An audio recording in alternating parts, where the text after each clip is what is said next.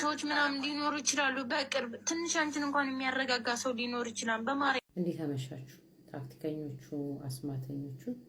በዚህ አጋጣሚ በአዶናይና በጃኒ ምክንያት በጣም ብዙ ሰው ራሱን እየጎዳ ነው። እውነት ራሷን በእጇ የቆረጠች ሆስፒታል የገቡ እንዲህ አልጋ ላይ የወደቁ ከስራ የቀሩ እርጉዝ የታመመ ምናምን የሰው መውደድ በጣም ደስ ይላል። በእውነት ነው የምላችሁ። ነገር ግን ሰው ልጅ ራሱን ሳይወድ ሌላ ሰው ሊወድ አይችልም። ጃኒና አዶናይን የምትወዳቸው ከሆነ መጀመሪያ ራሳችሁ መውደድ አለባችሁ። እጅ መቁረጥ ምን አመጣው? ራስን በሽታ ላይ ይመጣል ምን አመጣው? እናንተም እኮ ለቤተሰቦቻችሁ ልጆች ናችሁ። እነዚህ ልጆች እኮ በሞት አልተለያዩ። ተለያየም ብለው ጻፉ እንጂ ከምን ጋር በምን ምክንያት በምን መንገድ ሊመጡ እንደሚችሉ ለምን አትጠብቁ? በተለይ ስፔሻሊ አረብ ሀገር የምትኖሩ እህቶቼ እውነቴን ነው የምላችሁ። ወይ ያሳለፋችሁት ፍቅር ነው ወይ የምትፈልጉት ፍቅር ነው ወይ የነሱ ፍቅር የሚያስደስታችሁ ነው ወይም ደግሞ ሰላምን የምትናፍቁ ናችሁ ብዙዎቻችሁ። በቃ እኔ ነገርኳችሁ። ጎንደር ላይ ካባ ለብሰው እንደዛ ሾመዋቸው ያየናቸው የሚያምሩ አዶናይና ጃኒ ከዛ በበለጠ ሆነው ሊመጡ አስበው ሊሆን ይችላል።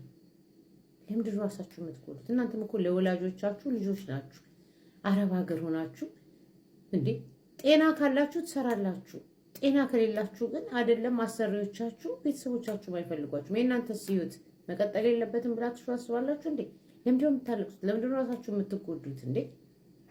እናንተ ውሸታችሁን ነው ማለት ነው። አዶናይና ጃኒን አትወዷቸው። መጀመሪያ ፍቅር የሚጀምረው ከራስ ነው። ራሱን የሚወድ ሰው እንደ ራሱ ሌላውን ይወዳል። ራሱን የሚጠላ ሰው ነው ራሱን ጎድቶ ከጎዳችሁ ምንድነው ትርጉሙ? እጅ መቁረጥ፣ ራስን መጉዳት። ነገ በጎፈንድሚ ልትታከሙ ነው። ቤተሰብም እኮ በሽተኛ ልጅ በሽተኛ ከሆናችሁ የማታገለግሏቸው ከሆነ እኮ ከተወሰነ ጊዜ በኋላ ካልጋ ግርጋ አስሯችሁ ነው የሚሄዱት። ጃኒና አዶናይ በሞት አልተለያዩ፣ ደግሞም አልተለያዩ። በራሳቸው ሰዓትና ጊዜ ይመጣሉ። ትዕግስት አድርጋችሁ መጠበቅ ብቻ ነው። ትዕግስት ሊኖራችሁ ይገባል። 7 ዓመት የታወረ እውር ነገ ትድናለህ ሲባል ዛሬስ እንዴት ብዬ ልደር ብሏል አሉ። እናንተም ደግሞ ስቶሪ ላይ የጻፉትን ነገር አይታችሁ እንዴ ሌላ ነገር ሊሆን ይችላል። እስቲ ጠብቁ። ሰርፕራይዝ አታደርጋችሁ አታውቁም ወይ? ሰርፕራይዝ አታርቁም? ይመጣሉ። በቃ ይመጣሉ። ሲመጡ ይመጣሉ። አሁን እኮ እውነት ለመናገር አስጨነቃችኋቸው ይመጣሉ። እግዚአብሔር እንደነሱ አይነት ፍቅር ይስጠን። እነሱን ለወግ ማድረግ ያብቃቸው በሉ። የተከበሩ የጃኒ እናትና አባት፣ የተከበሩ የአዶናይ እናትና አባት የተቀላቀሉበት ትልቅ ሰው የሌለበት ነገር አይደለም። ትልልቅ ሰዎች አሉ። አዶናይ ብዙ ነገር አልፎ ከጃኒ ጋር የሆነ ሰው ነው። ስለዚህ በዛ ሰዓት ያልተለያት ሰው አሁን ይለያታል ብላችሁ አታስቡ። ሲመጡ ይመጣሉ። የራሳቸው ነገር ሊኖር ይችላል። ራሳችሁን አትግዱ። ስፔሻሊ አረብ ሀገር የምትኖሩ ሴቶች እህቶቼ ራሳችሁን አትግዱ። ሞኝ አትሁኑ። እናንተ ነገ ሆስፒታል ብትወድቁና ምን ብትሉ እርግጠኛ ነኝ አዶናይና ጃኒ ሊወዷችሁ ሊያመሰግኗችሁ ይችላል። ግን ተጎዳችሁ ብለው ግን ሁላችሁንም ሰብስበው ያኑሯችሁ። ኑሯቸውን ነው የሚቀጥሉት እንዴ። ከእናትና አባታችሁ ስትለዩ ትዳር ስትይዙ ከሞተ ጋር አብረን እንሞታለን ብላችሁ ነው እንዴ? ታዲያ ከእናትና አባት ትዳር ይዛችሁ ከምትወጡ እናት ቤት ለምን አትቀሩ? የራሳችሁን ህይወት ስለምትፈልጉ መለወጥ ስለምትፈልጉ አይደለም። ስለዚህ እነሱም በራሳቸው ጊዜና ሰዓት ይመጣሉ። ጠብቋቸው።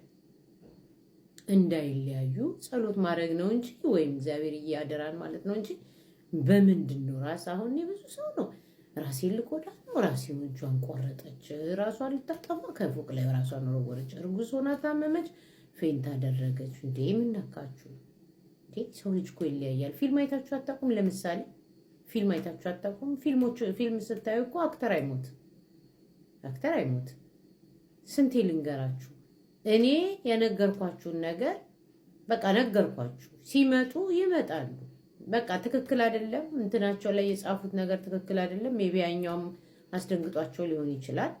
ሲመጡ እስኪመጡ ድረስ ጠብቋቸው። ተጨንቃችሁ አታስጨንቋቸው። እንኳንና ቲክታክ ላይ 1 ዓመት በፍቅር ያሳለፉ ሰዎችና ለዓለም ያስተዋወቃት ጃኒ ቀርታ ቲክቶክ ላይ እንኳን እኮ ከሰው ጋር ተጣልታችሁ አትጣሉ።